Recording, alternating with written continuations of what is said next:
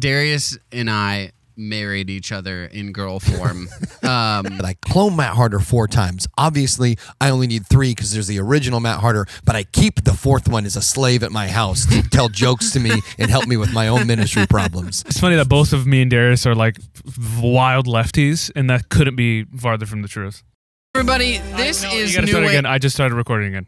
Hey everybody, this is NewWayStories. It's a comedy podcast. We talk about creativity, comics, and cinema, and other things. And today, we're talking personality tests. Oh, yeah. And you go, Jesse, what is that?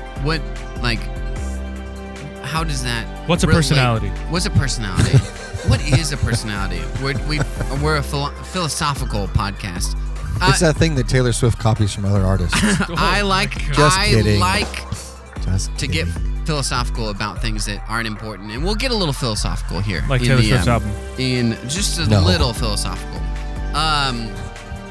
We were talking about Taylor Swift's album before we started recording, in case any of you were curious. But I think that the pursuit of, I'm coming up with this off the top of my head right now, but I think the pursuit of your true identity helps inform you as a creative. Ooh. Does that? Ooh. Say that again, Does Mr. that? Buttervoice. Would that preach? That'll preach. Just out of curiosity. That'll preach. Say it again. I like the preacher who really is just looking for genuine affirmation from his congregation. He goes, would that preach? I mean, no, seriously, let me know. Like, do you think that would preach? Because I can stop, I can switch. I can do a different thing. So we're talking personality tests. I think personality tests are tricky, you know? Yeah. Not just because I think sometimes you're filling it out and you're like, I don't know how I would respond to this. Those parts are tricky. I always like my wife with me when I fill out when I fill out a self-evaluation personality test. Because our wives know exactly who we are. Exactly. They don't need the personality test. They can just they maybe just need it to kind of eloquently and to describe you less harshly. You know? Yeah. I think he's an SHIJ or T. I think he's a POS.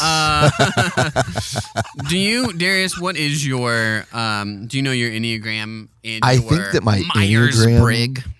I think my Enneagram Myers-Briggs test comes out I'm writing this down.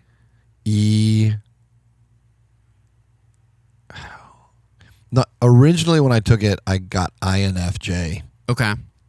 And I think normally now when I get it, I get ENFJ or ENFP, which is funny because you wouldn't think that half the letters would change. But after I started going to therapy, some of the letters started changing.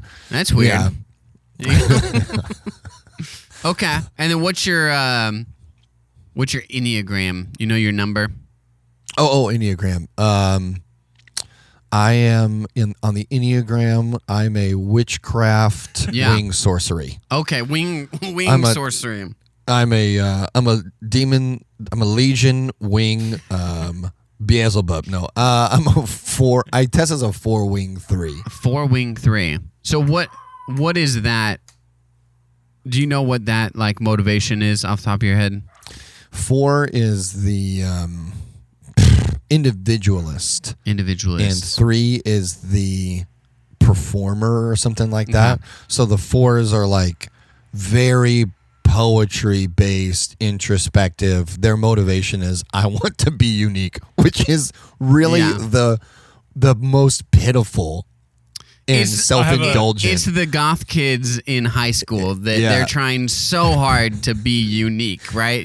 Instead of just being like, I think that I have found like a good spot where like my Chicago friends think that I'm like the ultra hipster, but Northwest friends don't think that, right? Like, but I think I've found that level of I'm just enough of a hipster in my style, and if I were to try harder. Right, I could be much more, but And there's even like romantic ideas, right? Where I go, man, I wish I was even more of a stickler for coffee. I wish that I actually had good style. I wish I actually threw up when I drank bad coffee. Right, in front of everyone. But ostensibly. I have a quick breakdown of it. I just looked up of Darius. Or should we just go all of ours? Oh, well, yeah. Well, we can let's break down Darius. But the point is that I think that you shouldn't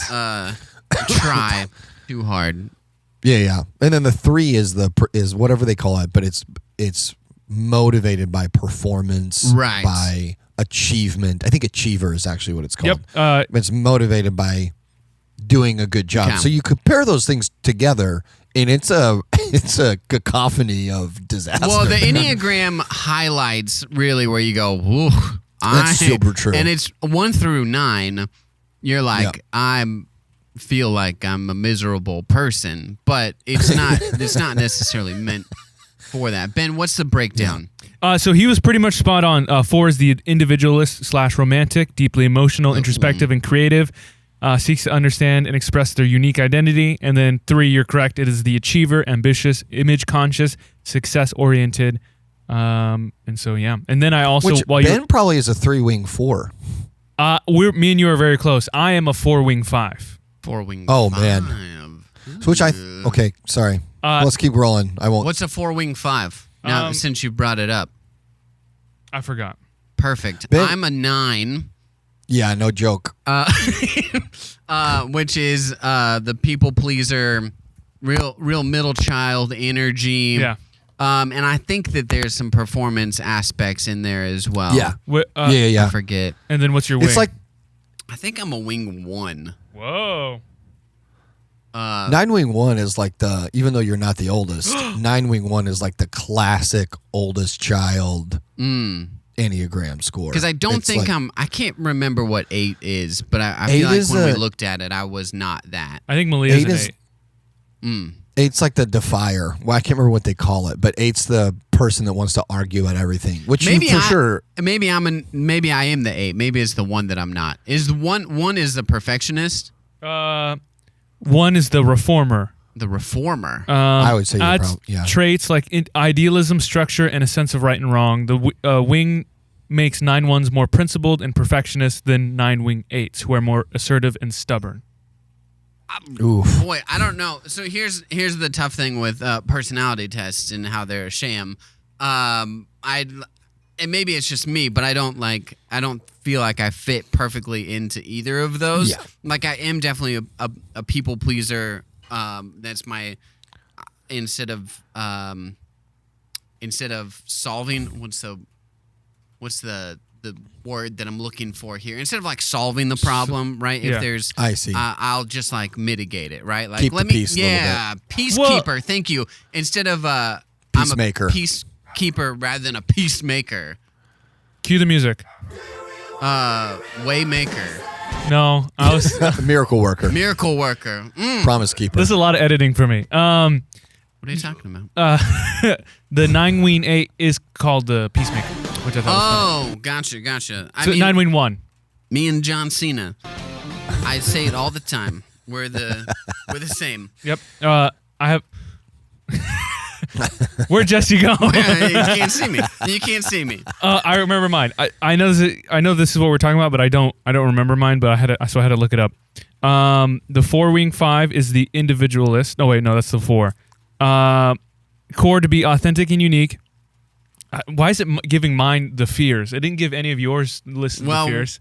We're not afraid of anything. Well, the 5 and the 6 scores both are like fear-based scores. It's one of their primary traits. Core fear, being ordinary, insignificant, or without identity. Traits: emotionally intense, creative, introspective, sensitive, and self-aware. Wait, this is the 4. Yeah, 4. Wing 5. Yeah, I'm a 4 too, so that's my fears as well. Wing 5 is the investigator.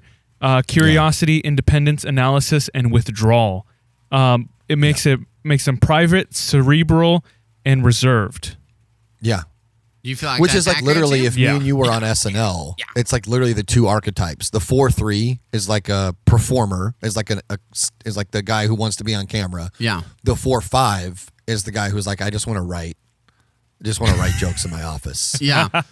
And I think if we're going off of that analogy, I feel like I have both of those. Like I want to be the writer and the performer. And I'm okay with one or the other. Yeah. But I think in a perfect world, when my friend Corey and I wrote our sketch show, the actors were like, hey, let us know when you're doing it again. Whenever you come up with something new, let us know. And I was like, well, why aren't you coming up with something new? Bro. Right? Like, why aren't you writing something? I hear about that all the time. And again, that perfectly maps that you're like 9-1 or 9-8. That you're like, yeah, well, like, I can do whatever. Like, I can do it both. Like, I'm probably going to be happy either way, although I have some preferences. Yeah. I think that actually makes sense. I originally wanted to do, I remember... this is a long time ago. You and I did at annual conference, which is pastors, and they like gave out. This is when we would elect new whatever. It's a very boring conference in session, but you go to hang out with your friends and skip sessions. Yeah. Skip sessions. And so, but we had to do skipping great again. Oh, it was the children's and youth pastor. They were doing their overall report or whatever, and they wanted us to do this like award ceremony sort of thing. And Brent Colby wrote jokes for us. It was at Stone Church, and we were like, these jokes are bad. Hack. These are bad jokes. Yeah, these are hack jokes, right? We're like, we want to be like edgy. And then I was like, oh, okay, well, let's just do them. And you and I played it up, and the thing is that it spoke to the personalities and traits of all of the leaders that they were referencing, like Harleys, and this guy like loved his Harley, and the other guy loved fishing, right? And so we were referencing these things and playing them up very big. And I remember being like, I want to write better jokes because there's better jokes out there. But then it was like, well, we don't have time to like crowdsource these jokes. So let's just do it. And then we did the performance, and it got really big laughs. And I think that was like a defining moment to me. That I was like, one, my ideas are not always the best idea. And two, like, I can just bring energy to somebody else's writing, and I don't have to be so insecure that I have to write the jokes as well. But I can just do the performance and be successful. Yeah, that's really smart. Dude, we don't have to get into this, but I have zero memory of that. Really? I'm combing my brain right now. Man. That's awesome though. I'm going to remember it later today. We must have been... Are we young? 24, 25. Holy crap. I mean, it was when Brent was still the kids guy. Yeah. Yeah. And I think it was either Micah's first year as youth director or maybe Tyler Soley was still in it. Yeah. So it must have been Micah's first year, right? Because it was Tyler Soley and then Micah. This is a very deep conversation. Very niche deep conversation. Cut. I mean, I don't want to get in the weeds. I was going to say that does not appeal to anybody except Darius and I. You know it does. Maybe a few youth pastors out there. Speaking of youth pastors, I saw that you showed up on the Northwest Youth's. They were doing a video, Mount Rushmore of youth pastors. Which is the stupidest question I've ever been asked. You got on the Mount Rushmore of youth pastors? They asked him. No one named me. Oh, dang it. And Darius, they looked in the camera and he said, Matt Harder, Matt Harder, Matt Harder, Matt Harder. I cloned Matt Harder 4 times. What's really funny is when you put a camera in my face, because people keep messaging me and being like, bro, why did you not say anyone serious? And I was like, look, you put a camera in my face, and I'm trying to make the camera guy laugh. The only goal I have is to make the camera guy break. Yeah. I have no cognition in that moment that it's going to go online. And this was a year ago that they filmed it. Yeah. And after I said that, I said, I cloned Matt Harder 4 times. Obviously, I only need 3 because there's the original Matt Harder, but I keep the 4th one as a slave at my house to tell jokes to me and help me with my own ministry problems. And they cut that part out. They did cut that part out. That's a great part. Speaking of Darius and slaves, I don't know. I couldn't think of. Let's talk about it. It's a personality thing. Look, I've got a problematic past. I'm aware. Sure, I had a few slaves. Sure. Who hasn't? Well, Harry Potter had one. His name was Dobby. And we love him. So true. This is such solid foundation. I'm asking ChatGPT about our personality types. Okay. This is going to be so accurate, and we should definitely base our whole lives around this. Beautiful. Yes. So I asked 4-wing-3, which is Darius, what their struggles in stress and conflict and growth. So good. This is becoming a Christian girly. Yeah. 22-year-old girls who are Christians and have been married for 6 months and are giving marriage advice podcast. All right. If we don't like this, so good. I asked how all three of us I just are in love being conflict. in the word. How all three of us, if we don't like that, I asked how all three of us interact. Give us conflict, and then I'm going to put a bow on this personality test. I totally crashed and burned this part of the pod. Okay. The 4-wing-3, the Darius wants to talk it out to prove their side, while the Ben tries to. I'm just gonna say our names, so it makes more sense. That's great. Withdraws to think they can feel rejection. 4-wing-5 Ben may feel that Darius is being too performative or emotionally demanding. If unaddressed, they can spiral into mutual misunderstanding. One pushing for recognition, the other pulling away. Now, us versus Jesse. Why is it you guys versus me? I don't know. And the easy breakdown here is it's always 2-on-1. The 4s want emotional honesty and depth. They want to feel the issue. Yeah. Jesse wants peace and may avoid the issue entirely. Yeah. This drives the 4s crazy. Why won't you just feel this with me? While the 9 feels overwhelmed and retreats further. Often acts as a buffer between the 4s, trying to calm things down. But if the 9 suppresses their irritation too long, it can eventually burst out as quiet anger or moral rigidity. So, couple things here. One, shin kick to the face. One, Darius and I married each other in girl form. It wasn't purposeful. It wasn't purposeful, but I will say that it wasn't purposeful at all. There's some accuracy there. For both maybe some conflict that Darius and I have had, but mostly conflict that my wife and I have had.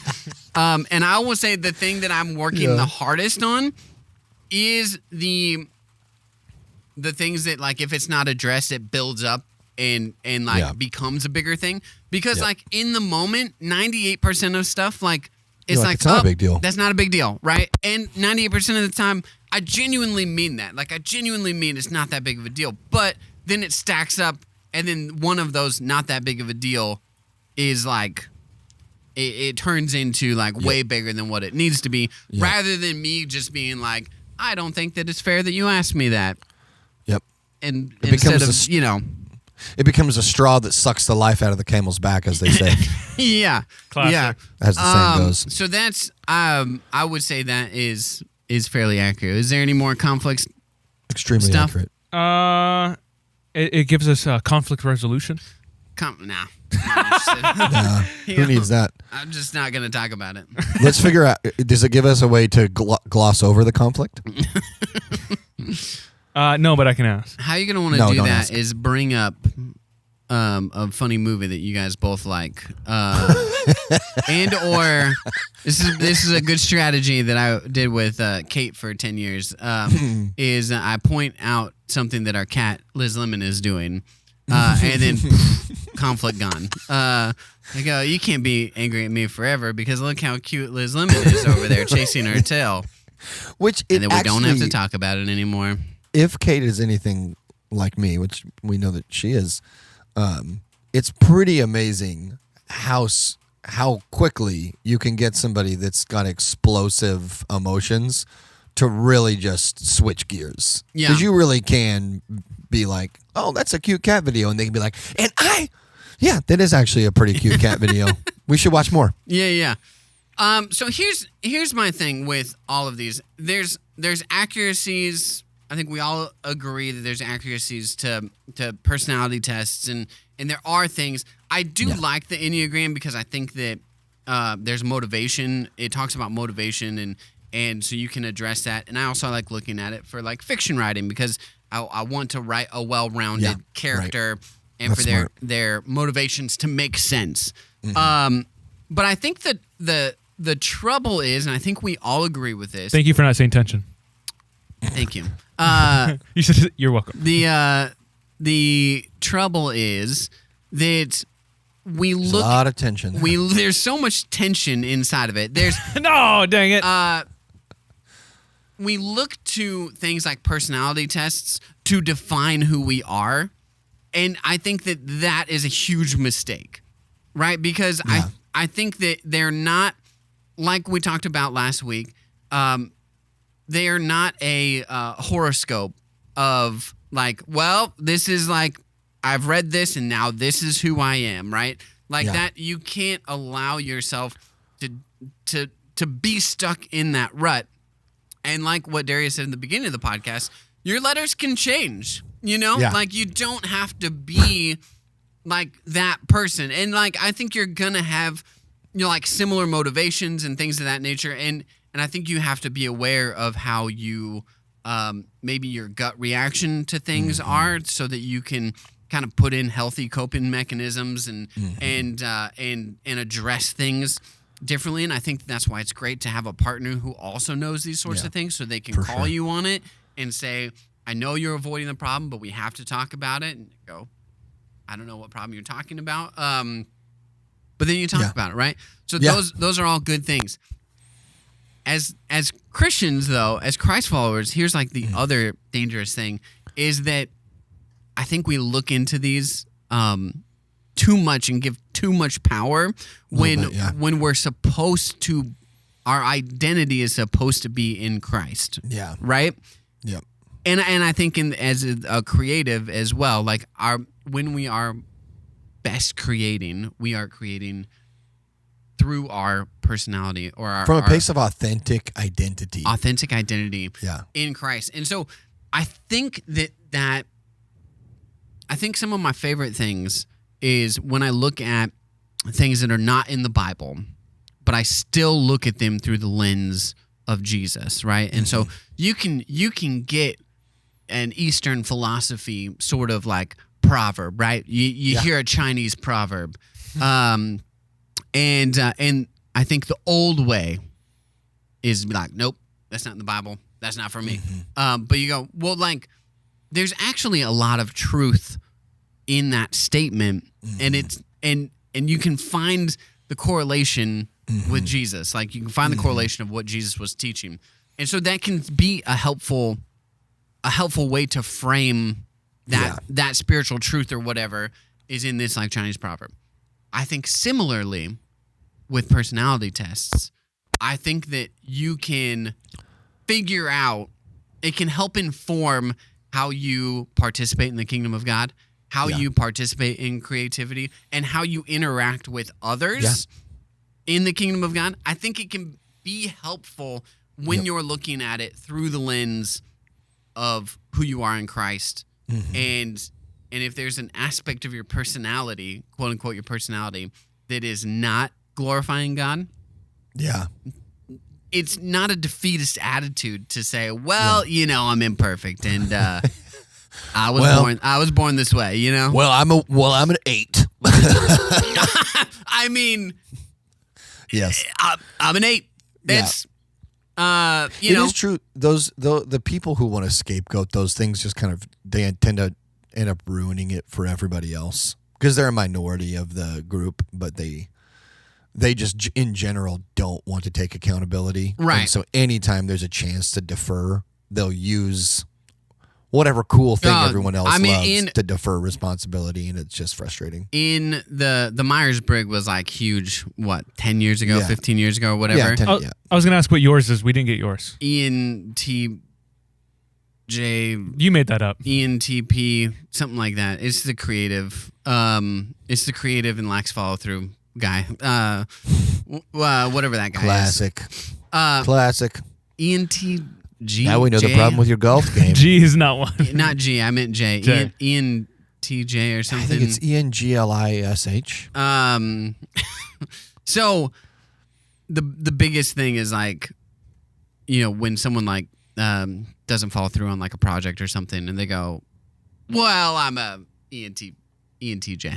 Well, I'm a creative. And you go, "Well, you know, that's not what you were asked." Like, well, you should do your job. You should do your job, right? Yeah. And like, and try to set yourself up like for success, I have talked about like I would love to be a part of a think tank. If I could be like a full-time think tank guy, that would be great because I could just come up with ideas and have zero follow through with it. Right. You know? And I just want to come up with the idea. Classic pastor. And Kate, Kate hears my ideas and she like follows through with her ideas. Yeah. Like she'll come up with something and then she'll go and do it. And I'm like, I'll have 100 ideas and one of them I might follow through with it. You know what I mean? And so I will throw stuff out to Kate all of the time as like fun idea sort of thing. And she's like, good God, you're not thinking about opening a hot dog stand, are you? And I go, no, like, not really. But if you think about it, Yakima doesn't have a good hot dog stand. And I could be that guy. Hypothetically. I'm not going to. But it's an idea. And Kate thinks ideas are meant to be followed through. And that's a bunch of hoggum. What's really funny about Ben's comment about pastors is it shows that Ben's only ever worked at a church of over 1,000 people. Because at a regular church where they have real, where you actually have to do a real job, you're not allowed to just be the idea guy. Yeah. But when you're a Matt Harder and you're the Mount Rushmore of youth pastors, you really do start. It's easy to start to believe that your job is just being think tank guy. There's a great Bill Burr sketch about Steve Jobs, and obviously Steve Jobs early on did a whole lot of stuff. Yeah. But he's like, we think this guy is so genius. He's not doing any of the work. He's just coming in with his black turtleneck, eating a pretentious fruit like a pear, and being like, it'd be sick what our phones could do? And then it's like, you don't get to see your family for the next 2 years because you're trying to figure out how to like make my idea. Happen. Yeah, right. Yeah. And it's a really funny concept. Yes. Yep.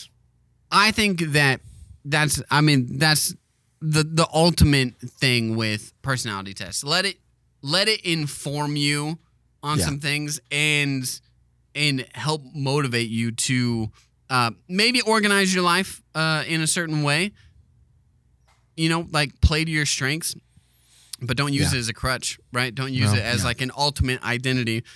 It's fun. Maybe it's time to let it inform your heart, but stop letting it form your heart. You know what I'm talking about. I think that'll preach. I'm talking about this I think that'll preach. Listen, church. So hey guys, thanks for hanging out with us. Yes. On NewWayStories, regardless of your personality. Like, subscribe, do all that. You can email us newwaystoriespod@gmail.com. Send us money on Venmo. Yep. Send us money on Venmo if you want. You can check us out on YouTube. Yep. All those good things. We'll see you guys next week with we're gonna play a really fun game. Yeah. I'm kidding about Venmo. We don't gotta have a Venmo to send us money. Real quick, for anyone who stayed to the end of this episode, I asked what our Enneagram's usual political leanings are. Oh. Shall we? Sure. There's no way. Mine is going to be socialist. Yeah. All right. Ready? For Jesse, general tendencies: moderate, centrist, or idealist.